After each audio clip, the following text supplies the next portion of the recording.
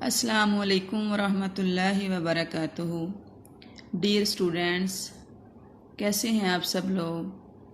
امید ہے کہ آپ سب خیریت سے ہوں گے۔ اللہ تعالیٰ آپ کو اپنے حفظ و ایمان میں رکھے، دنیا اور آخرت کی تمام بھلائیاں عطا فرمائے۔ آج ہم حدیث نمبر 12 کا مطالعہ کریں گے۔ ہمارا آج کا لیسن، آج کا لیکچر حدیث نمبر 12 پر مشتمل ہے۔ اعوذ باللہ من الشیطان الرجیم، بسم اللہ الرحمن الرحیم۔ عن ابی ہریرہ رضی اللہ تعالیٰ عنہ، حضرت ابو ہریرہ رضی اللہ تعالیٰ عنہ سے روایت ہے، قال فرمایا، قال رسول اللہ صلی اللہ علیہ وسلم، رسول اللہ صلی اللہ علیہ وآلہ وسلم نے فرمایا، من یأخذ، کون لے گا، انی، مجھ سے، ہؤلاء، یہ کلماتی باتیں، کون مجھ سے یہ کلمات لے گا، فیعمل، پھر وہ عمل کرے گا، بہن، ان پر، او یعلم، یا ان کو سکھا دے، من یعمل بہن، جو اس پر عمل کرے گا۔ قلت، میں نے کہا، ابو ہریرہ کہتے ہیں میں نے کہا، انا، میں، یا رسول اللہ صلی اللہ علیہ وآلہ وسلم، اے اللہ کے رسول، میں یہ کلمات آپ سے سیکھوں گا اور اس پر عمل کروں گا۔ فاخذ، پس پکڑ لیا آپ نے، بیدی، میرے ہاتھ کو، فعدا، اور پھر گنی، خمسن، 5 چیزیں۔ آپ صلی اللہ علیہ وسلم نے حضرت ابو ہریرہ رضی اللہ تعالی عنہ کا ہاتھ پکڑ کر 5 چیزوں کو شمار کیا، 5 کلمات سکھائے، 5 باتوں کو اختیار کرنے کی تاکید کی۔ فقال، آپ نے فرمایا، اتق المحارم، اللہ کی حرام کردہ چیزوں سے ڈر جاؤ، یا اللہ کی حرام کردہ چیزوں سے اپنے آپ کو بچا لو۔ تکن، فائدہ کیا ہوگا اس کا؟ تکن، تو ہو جائے گا، عبد الناس، لوگوں میں سب سے زیادہ عبادت گزار۔ اللہ کی حرام کردہ چیزوں سے اپنے آپ کو بچا لو، اس سے تم اللہ کے حضور سب سے زیادہ عبادت گزار لکھ دیے جاؤ گے۔ ورضا، اور راضی ہو جا، بما قسم اللہ، جو تقسیم کر دیا اللہ نے، لکا، تیرے لیے، تکن، تو ہو جائے گا، اغنی الناس، لوگوں میں سب سے زیادہ بے نیاز۔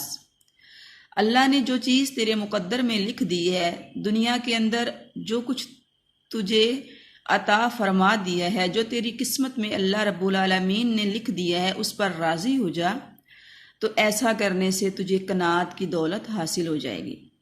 وَأَحْسِن، اور اچھا سلوک کر، اِلیٰ جارِکَ، اپنے ہمسائے کے ساتھ، تکن، تو ہو جائے گا، مؤمناً، مومن۔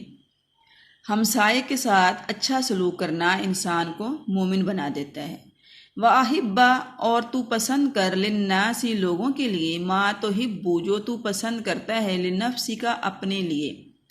تکن، تو ہو جائے گا، مسلمہ، مسلمان اور اللہ کی فرما برداری اختیار کرنے کا فارمولہ یہ بتایا گیا، دوسرے لوگوں کے لیے بھی وہی پسند کرو جو تم اپنے لیے پسند کرتے ہو۔ وَلَا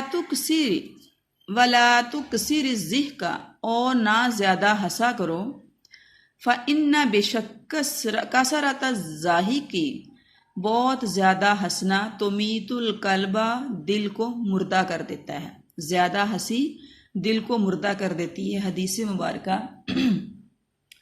ترمذی کے اندر بیان کی گئی ہے۔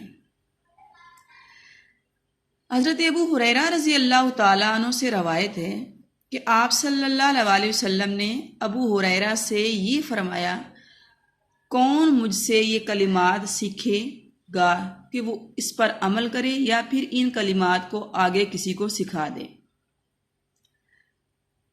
آپ صلی اللہ علیہ وسلم کا صحابہ کو تعلیم دینے کا، دین سکھانے کا، ان کی تربیت کرنے کا یہ خوبصورت اور پیارا انداز ہے۔ پہلے سوال کے ذریعے صحابہ کو اٹینٹیو کیا گیا، متوجہ کیا گیا، اور پھر اہم ترین بات ان کے گوش گزار کر دی گئی۔ یہ آپ صلی اللہ علیہ وسلم کی تبلیغ کا، آپ صلی اللہ علیہ وسلم کی اشاعت دین کا ایک اصول اور ایک قاعدہ ہے۔ یہاں حضرت ابو ہریرہ رضی اللہ تعالی عنہ کے سامنے پہلے سوال رکھتے ہوئے ان کی توجہ اور ان کا دھیان حاصل کیا گیا۔ ابو ہریرہ فرماتے ہیں، میں نے کہا، اے اللہ کے نبی، میں یہ باتیں آپ سے سیکھوں گا اور پھر ان پر عمل بھی کروں گا، تو آپ صلی اللہ علیہ وسلم نے میرا ہاتھ پکڑ لیا۔ یہ بھی آپ صلی اللہ علیہ وسلم کا اپنے صحابہ کے ساتھ، اپنے ساتھیوں کے ساتھ محبت اور پیار کا انداز ہے۔ شفقت کے ساتھ، محبت کے ساتھ حضرت ابو ہریرہ کا ہاتھ پکڑ کر اور انتہائی پیار کے ساتھ، درد دل کے ساتھ اللہ کے نبی صلی اللہ علیہ وسلم نے یہ کلمات ابو ہریرہ رضی اللہ تعالی عنہ کو سکھائے۔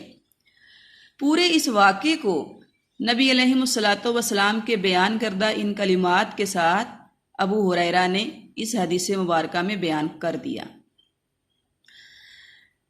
آپ صلی اللہ علیہ وسلم نے ابو ہریرہ رضی اللہ تعالیٰ عنہ کا ہاتھ پکڑ کر جن کلمات کو گنا، ان میں پہلے نمبر پر ہے اتق المحارم، اللہ کی حرام کردہ چیزوں سے اپنے آپ کو بچانا۔ اس کا فائدہ کیا ہے؟ تکون عبد الناس، ایسا کرنے سے انسان تمام لوگوں میں سے، پوری انسانیت میں سے اللہ کی حضور سب سے زیادہ عبادت گزار لکھا جاتا ہے۔ حلال اور حرام کا کنسیپٹ ہم پیچھے بھی کافی ڈسکس کر چکے ہیں۔ اللہ رب العالمین کی حرام کردہ چیزوں کے بارے میں انسان کو بڑی احتیاط سے کام لینا چاہیے۔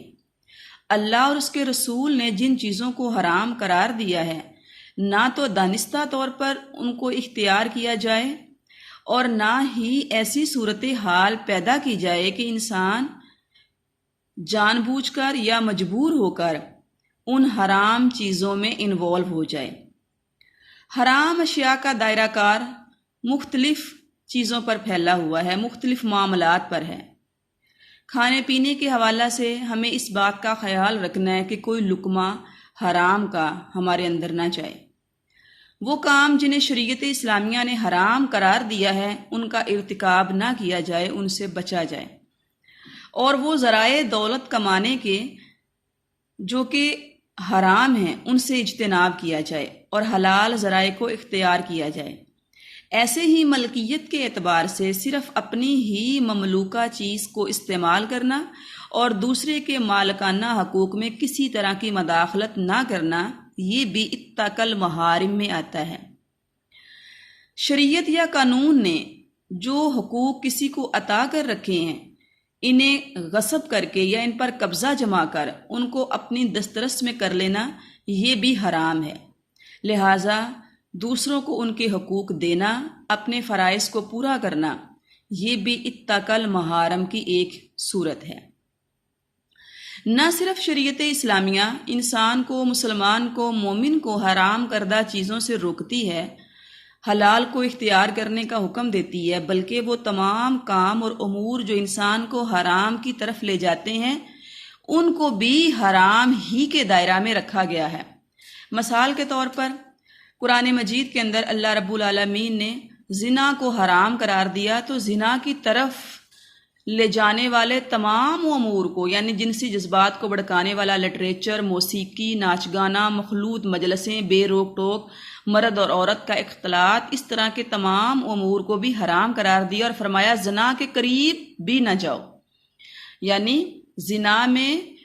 زنا کا کام ہونا تو اپنی جگہ پر حرام ہے ہی، اس کی طرف لے جانے والے تمام امور بھی انسان کے لیے حرام ناجائز ہیں۔ اس کے ساتھ ساتھ حرام سے بچنے کے لیے مشتبہ چیزوں سے بھی بچنے کی تاکید کی گئی ہے۔ آپ صلی اللہ علیہ وسلم نے فرمایا، مشتبہ چیزوں سے بچنے کی مثال اس چرواہے جیسی ہے جو چراگاہ کے کناروں کے قریب قریب جانوروں کو چراتا ہے۔ اس صورت میں ہمیشہ یہ خطرہ رہتا ہے کہ کوئی جانور دوسرے کی چراگاہ میں گھس جائے، لہٰذا عقل مند چرواہا وہ ہوگا جو اپنی بکریوں کو، اپنی بھیڑوں کو کسی ممنوعہ چراگاہ کے قریب نہیں چراتا۔ کہیں کوئی جانور اس سے بے قابو ہو کر اس ممنوعہ چراگاہ میں داخل نہ ہو جائے اور پھر اس کو نقصان کا سامنا کرنا پڑے۔ آپ صلی اللہ علیہ وسلم نے فرمایا، خبردار، ہر بادشاہ کی ایک حد متعین ہوتی ہے، اور آگاہ ہو جاؤ کہ خدا کی بھی حدیں ہیں، اور خدا کی جو حدیں ہیں وہ حلال اور حرام ہیں۔ مسلمان دنیا کی زندگی میں اس بات کا احساس کرتا ہے کہ وہ اللہ رب العالمین کی حدود کو پار نہ کرے اور حرام کو اختیار نہ کرے، لہٰذا تقویٰ و پرہیزگاری کے لیے یہ ضروری ہے کہ انسان مشکوک اشیاء کو بھی چھوڑ دے، مشکوک چیزوں سے بھی پرہیز کرے، کیونکہ جو شخص مشکوک اشیاء کے معاملہ میں لاپرواہی کرتا ہے، ان سے کنارہ کشی اختیار نہیں کرتا، وہ لا محالہ ایک نہ ایک دن حرام میں بھی پڑ جاتا ہے۔ اللہ رب العالمین کی طرف سے ناجائز اور حرام کردہ چیزوں کو بھی اختیار کر لیتا ہے۔ آپ صلی اللہ علیہ وسلم نے فرمایا، شک و شبہ والی چیزوں کو چھوڑ کر وہ کام کرو جس میں شک و شبہ نہ ہو۔ نبی کریم صلی اللہ علیہ وسلم نے ایک اور موقع پر فرمایا، جس نے پاکیزہ کمائی کھائی، سنت کے مطابق عمل کیا اور لوگ اس کی اظہار آسانیوں سے محفوظ رہے، وہ جنت میں داخل ہوگا۔ جنت میں داخل ہونے کا فارمولہ کیا بتایا گیا؟ پہلے نمبر پر حلال کھانا، دوسرے نمبر پر ہر عمل، ہر کام کو دنیا میں سنت کے مطابق کرنا، اور تیسرا کام اپنی زبان سے، اپنے ہاتھ سے، اپنے فعل سے دوسرے انسانوں کو تکلیف سے بچانا۔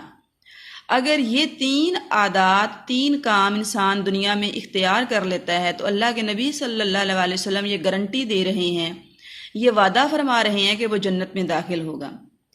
ایک اور موقع پر آپ علیہ الصلوۃ والسلام نے فرمایا، جب تم میں یہ 4 باتیں موجود ہوں گی تو دنیا کے چھوٹ جانے سے کوئی حرج نہیں ہے۔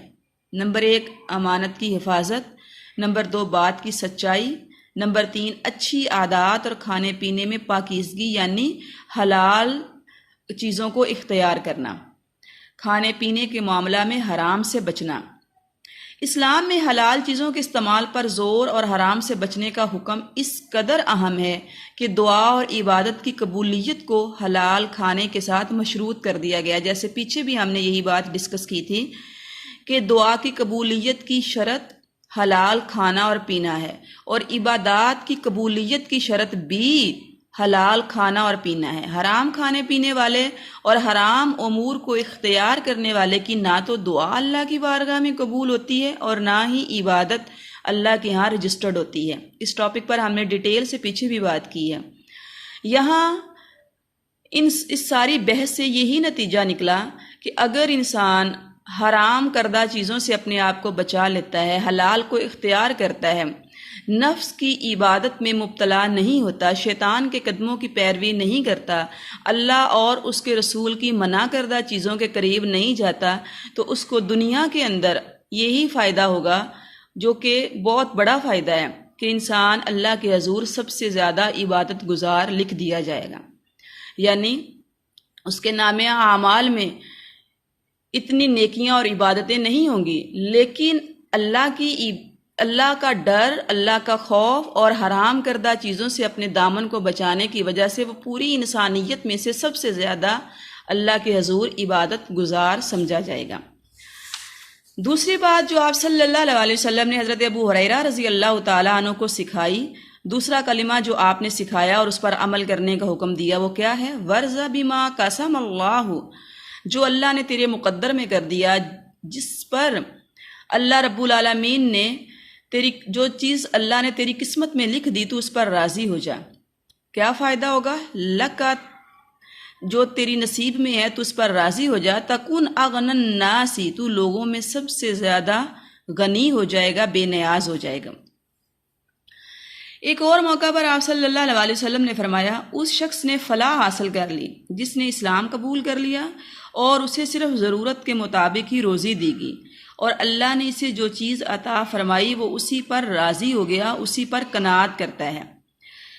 ایک اور موقع پر آپ صلی اللہ علیہ وسلم نے فرمایا، دنیا کا یہ مال جو شخص اسے بے پرواہی کے ساتھ حاصل کرے گا، یعنی بے نیازی سے، دنیا کے مال کو حاصل کرنے میں جو شخص بے نیازی اختیار کرے گا اس کو دنیا کے مال میں برکت دی جائے گی، اور جو شخص دنیا کے مال و دولت، دنیا کی لذتوں کو ہرس اور لالچ سے حاصل کرتا ہے، اسے دنیا کے مال میں برکت نہیں دی جاتی، اور اس کی حالت اس شخص کی سی کر دی جاتی ہے جو کھاتا جاتا ہے دنیا کی نعمتوں سے انجوائے کرتا جاتا ہے، لیکن کبھی بھی وہ اس سے سیر نہیں ہوتا۔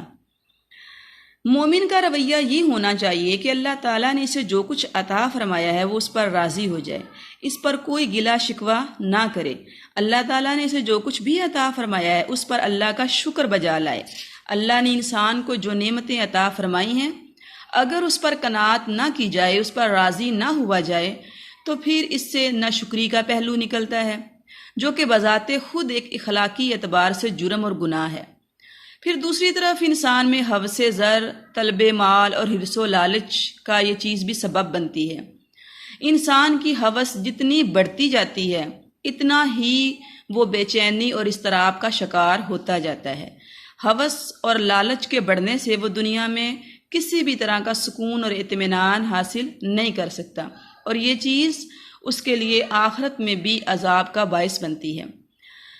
قناعت کا نہ ہونا اس کو دنیا کے اندر بھی برے اخلاق میں مبتلا کر دیتا ہے، اس کی عزت نفس تک محفوظ نہیں رہتی۔ سوال کرنا جو ہے دوسروں کے سامنے اس کی عزت نفس کو ختم کر دیتا ہے، وہ شرف انسانیت کے معیار سے گر جاتا ہے۔ آپ صلی اللہ علیہ وسلم نے فرمایا کہ سوال کرنے والا قیامت کے دن ایسے اٹھے گا کہ اس کے جسم پر گوشت نہیں ہوگا۔ آپ صلی اللہ علیہ وسلم نے سوال کرنے کو جسم پر ایک زخم لگانے سے بھی تعبیر فرمایا۔ اگر کوئی شخص اپنے فقر کا ذکر اللہ کے آگے کرے تو اللہ تعالیٰ ضرور اس کی محتاجی کو دور فرما دیں گے، لیکن جب انسان اپنے پرابلمز کا، اپنی محتاجی کا، اپنے پاس کسی نعمت کے نہ ہونے کا لوگوں کے سامنے ذکر کرتا ہے تو اس سے اس کی محتاجی یا اس کا وہ مسئلہ تو دور نہیں ہوتا، الٹا وہ لوگوں کی نظروں میں بھی حقیر بنا دیا جاتا ہے اور اللہ رب العالمین کی ناراضگی کو بھی وہ کما لیتا ہے۔ کیا معلوم ہوا کہ انسان اگر دنیا کے اندر قناعت کی زندگی بسر کرتا ہے تو وہ زندگی میں سکون حاصل کر لیتا ہے، وہ خام خواہ کی پریشانیوں، بے چینیوں، بے قراریوں سے بچ جاتا ہے۔ اور قناعت حاصل کرنے کا فارمولہ یہی ہے، اللہ رب العالمین کا شکر بجا لانے کا یہی فارمولہ ہے کہ جو کچھ اللہ رب العالمین نے دنیا کے اندر دنیاوی ساز و سامان کے طور پر اس کو عطا کر رکھا ہے وہ اس پر راضی ہو جائے، وہ اللہ کے سامنے کسی بھی طرح کا کوئی گلہ اور شکوہ نہ کرے، یا لوگوں کے سامنے اپنے حالات کا رونا روتے ہوئے کسی بھی طرح کی بے صبری کا مظاہرہ نہ کرے۔ اگر وہ اس طرح کا طرز عمل اختیار کرے گا تو اللہ رب العالمین اس کو دنیا میں سب سے زیادہ مالدار فرما دیں گے، لوگوں کے مال سے اس کو بے نیاز اور غنی کر دیں گے۔ اللہ رب العالمین لوگوں کے دلوں میں اس کا رعب اور دبدبا ڈال دیں گے، لوگوں کی نظروں میں اس کو عزت اور اکرام عطا فرما دیں گے، اور اللہ کے ہاں بھی ایسا شخص جو ہے وہ قابل تعریف ہوگا، قابل عزت ہوگا۔ آپ صلی اللہ علیہ وسلم نے حدیث مبارکہ کے اندر اپنے اس فرمان میں جو تیسری نصیحت حضرت ابو ہریرہ رضی اللہ تعالی عنہ کو فرمائی، وہ فرمایا وَأَحْسِن، اور اچھا سلوک کر، اِلَىٰ جاری کا، اپنے ہمسائے سے، تکن، تو ہو جائے گا، مؤمناً، مومن۔ مومن ہونے کی شرط کیا بیان کی گئی؟ اپنے ہمسائے سے اچھا سلوک کرنا۔ ہمسائے وہ لوگ ہیں جو ایک دوسرے کے قریب ترین رہتے ہیں، اور رہنے سہنے میں، معاشرے کے اندر، کسی علاقے کے اندر، کسی جگہ پر رہنے سہنے میں جو انسان ایک دوسرے کے محتاج ہوتے ہیں وہ ہمسائے ہوتے ہیں۔ اگر ایک شخص بھوکا ہے تو اس کا قریب ترین ہمسایہ ہی فوری طور پر اس کی مدد کر سکتا ہے۔ اگر بیمار ہے تو فوری طور پر اس کا قریب ترین شخص ہی اس کی بیماری کو جان کر اس کی مدد کے لیے پہنچ سکتا ہے۔ اس لیے اسلام نے ہمسایوں کے درمیان اچھے تعلقات پر زور دیا ہے۔ ایک مرتبہ آپ صلی اللہ علیہ وسلم نے صحابہ کے سامنے یہ بیان فرمایا کہ جبرائیل علیہ السلام نے آ کر مجھے ہمسائے کے حقوق پر اتنی تاکید کی، مجھے یہ خدشہ لاحق ہو گیا کہیں ہمسائے کو وراثت میں سے حصہ دار ہی نہ بنا دیا جائے۔ اب اس سے معلوم یہ ہوا کہ ہمسایہ صرف ایک وراثت میں حقدار نہیں ہوتا، اس کو وراثت میں سے حصہ نہیں دیا جاتا، اس کے علاوہ باقی معاملات کے اندر، باقی اس کے ساتھ مدد کرنے، تعاون کرنے، اس کی دیکھ بھال کرنے، اس کے لیے خیر خواہی کا جذبہ اپنے دل میں رکھنے کے حوالہ سے شریعت مطہرہ کے اندر اس کے بہت زیادہ حقوق بیان کیے گئے ہیں۔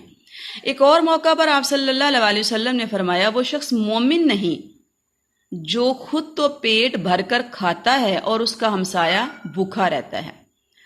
لہٰذا ہمسایوں کے ساتھ اچھے تعلقات رکھنا یہ انسان کے مومن ہونے کی علامت ہے، یہ اس کے ایمان کے مکمل ہونے کی علامت ہے۔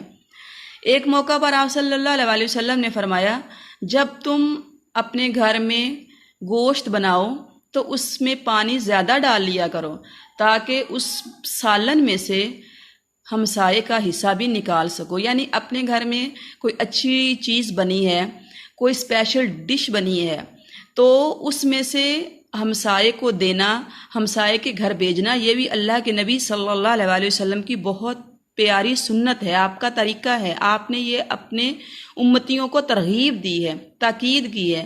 آئیے آج دیکھیں ہم کہ اس نفسا نفسی کے دور میں، اس خود غرضی کے دور میں ہمارے تعلقات اپنے ہمسایوں کے ساتھ کس نوعیت کے ہیں۔ مشکل گھڑیوں کے اندر ہم اپنے ہمسایوں کی کس حد تک مدد کرتے ہیں، اور اپنے ہمسایوں کے ساتھ خوشگوار تعلقات بنانے کی ہم کتنی کوشش کرتے ہیں، اور پھر ہم دیکھیں کہ ہم ایمان کے کس درجے پر ہیں۔ ہم نے جسٹ یہ احادیث نعوذ باللہ فارمیلٹی کے طور پر نہیں پڑھنی۔ نبی علیہ الصلوۃ والسلام نے ہمیں جو سنہری تعلیمات دی ہیں، جو آپ صلی اللہ علیہ وسلم نے ہمیں تعلیمات عطا فرمائی ہیں، ان کو پڑھنے، سمجھنے کے بعد ان پر عمل پیرا ہونے کی کوشش کرنی ہے۔ جیسے کہ پیچھے احادیث مبارکہ میں ہم نے دیکھا کہ وہ علم جس کو حاصل کر لینے کے بعد اس پر عمل نہیں کیا وہ بیکار ہے، اور اس کے بارے میں قیامت کے دن اللہ سے سوال کیا جائے گا۔ آج ہم اپنے سلیبس میں اور اس کتاب اپنے سلیبس کے اندر یہ جو حدیث مبارکہ پڑھ رہے ہیں، جس کے اندر زندگی گزارنے کے سنہرے اصول نبی علیہ الصلوۃ والسلام کی طرف سے بیان کیے جا رہے ہیں، ان کو اختیار کرنے کی کوشش کرنی ہے، اور آپ صلی اللہ علیہ وسلم کے ان تمام فرامین پر عمل پیرا ہو کر صحیح معنوں میں آپ صلی اللہ علیہ وسلم کے امتی ہونے کا ثبوت دینا ہے۔ آپ صلی اللہ علیہ وسلم سے محبت کا یہی تقاضا ہے کہ آپ کے احکامات پر عمل پیرا ہوا جائے، آپ کی باتوں کو، آپ کی اقوال کو دل و جان سے تسلیم کیا جائے، اور پوری طرح ان اقوال کے مطابق جو ہے وہ زندگی گزاری جائے۔ چوتھی بات جو آپ صلی اللہ علیہ وسلم نے حضرت ابو ہریرہ رضی اللہ تعالیٰ عنہ کو سکھائی وہ کیا ہے؟ وَأَحِبَّ، اور تو پسند کر، للناس لوگوں کے لیے، ما تحب جو تو پسند کرتا ہے، لنفسی کا اپنے واسطے۔ پھر کیا ہوگا؟ تکن تو ہو جائے گا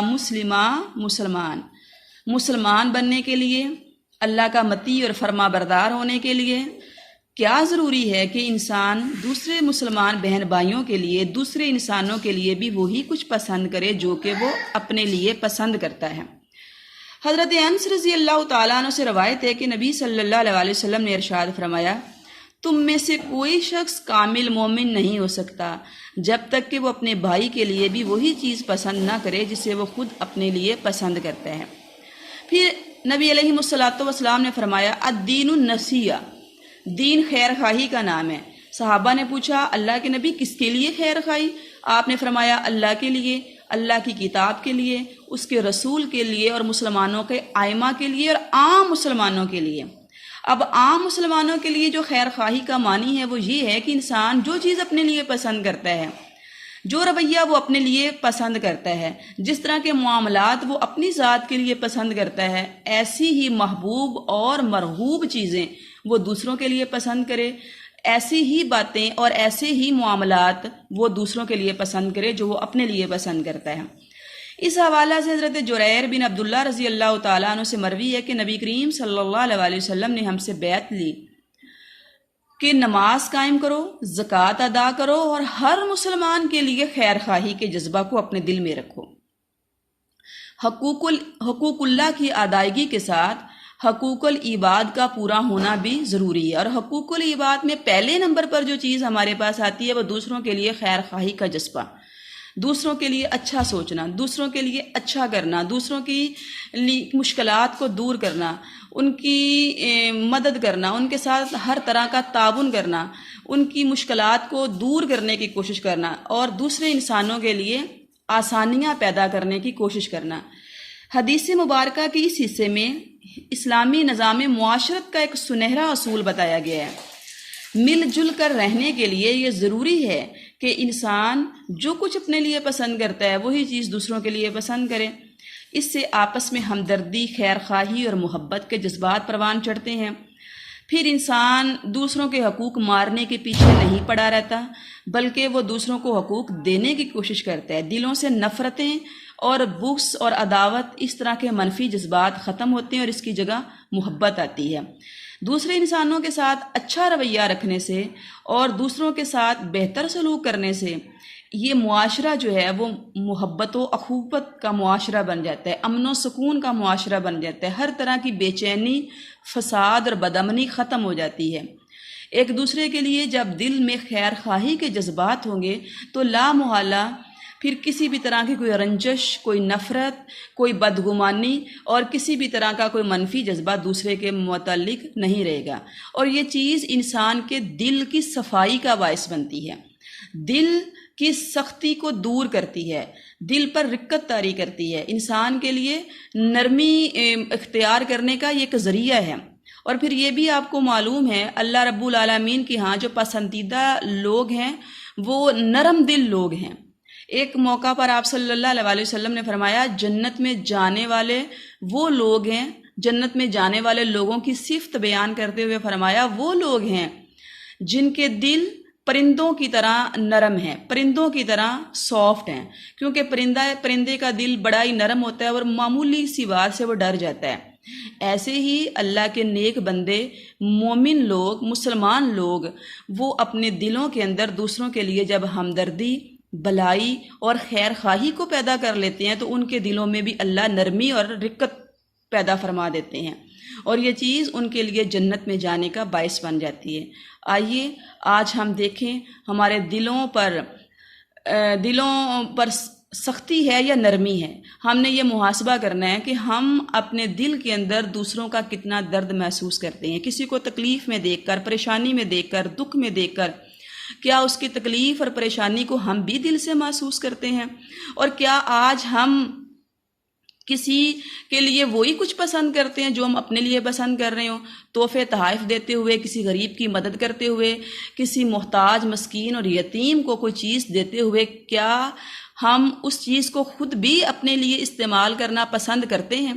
اگر محبوب چیز، پیاری چیز، خود کو اچھی لگنے والی چیز ہم دوسرے کو عطا کر رہے ہیں، دوسرے کو دے رہے ہیں، تو پھر اس حدیث مبارکہ کے مطابق ہم مسلمان ہیں، ہم اپنے دل کو نرم کر رہے ہیں، اپنے دل کو تمام اخلاقی برائیوں سے بچا رہے ہیں۔ اور اگر ایسا نہیں ہے، اچھی چیزیں اپنے لیے اور ناکارہ، ردی اور بیکار چیزیں دوسروں کو دے کر ہم ان پر احسان چڑھا رہے ہیں، تو پھر ہمیں اپنی فکر کرنا ہوگی، ہمیں اپنے اندر سے ان منفی جذبات کا خاتمہ کرنا ہوگا، اور اللہ کے نبی صلی اللہ علیہ وسلم کے فرمان کے مطابق مسلمان ہونے کے لیے ہمیں دوسروں کے ساتھ اس طرح کا سلوک کرنا ہوگا جیسا کہ ہم اپنے لیے پسند کرتے ہیں۔ پانچویں چیز جس کا حدیث مبارکہ میں ذکر کیا گیا ہے وہ کیا ہے؟ وَلَا تُكْثِرِ الضِّحْكَ، اور زیادہ نہ ہنسا کرو، فَإِنَّ بِشَكَّ کثرت الضحک کی زیادہ ہنسنا تمیت القلب، دل کو مردہ کر دیتی ہے۔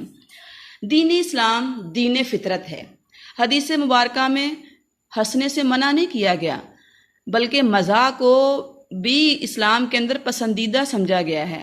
آپ صلی اللہ علیہ وسلم خود صحابہ اکرام کے ساتھ مزاح فرمایا کرتے۔ احادیث کی کتب میں ایک باب کو آپ صلی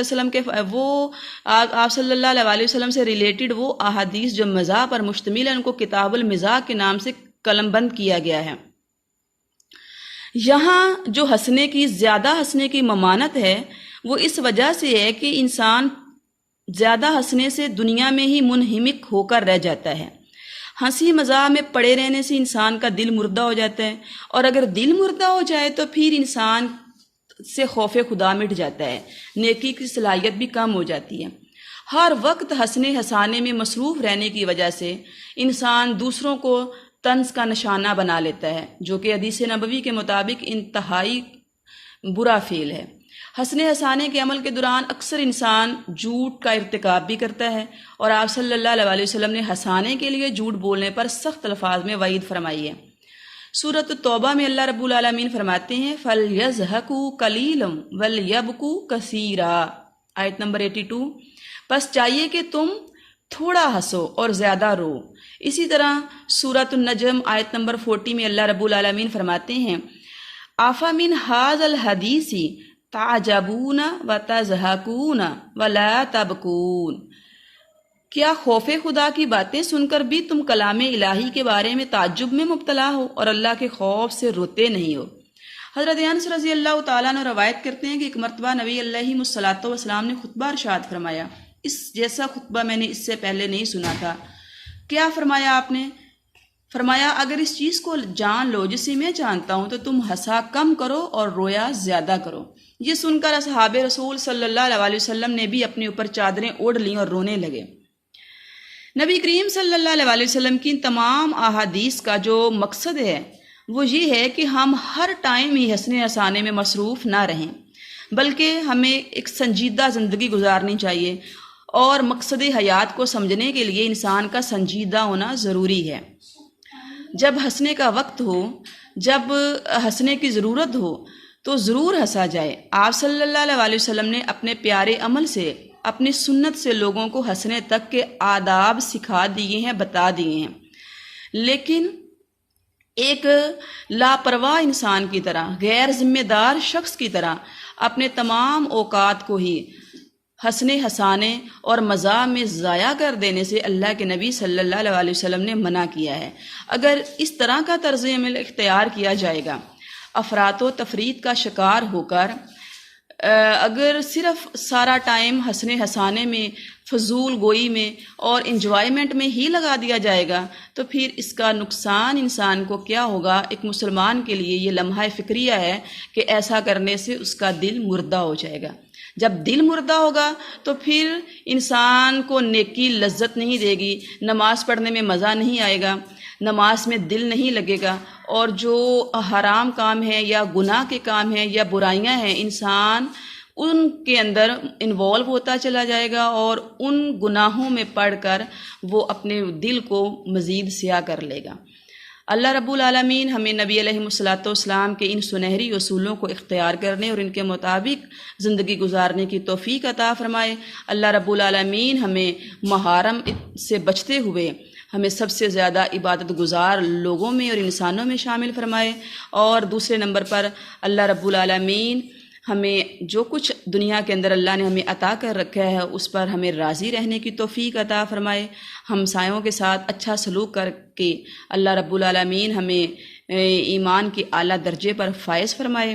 جو کچھ ہم اپنے لیے پسند کرتے ہیں اسی طرح ہمیں دوسروں کے لیے بھی وہی پسند کرنا چاہیے۔ اللہ میں توفیق عطا فرمائے کہ ہم اپنے اعمال کو اس لیول تک لے جائیں، اور اللہ رب العالمین دنیا کے اندر ہمیں یہ احساس پیدا فرمائے کہ ہم ذمہ داری کے ساتھ اپنے مقصد حیات کو سمجھیں، بیکار اور فضول کاموں میں ہر وقت ہنسنے ہنسانے میں اپنے ٹائم کو ضائع کرنے سے بچیں۔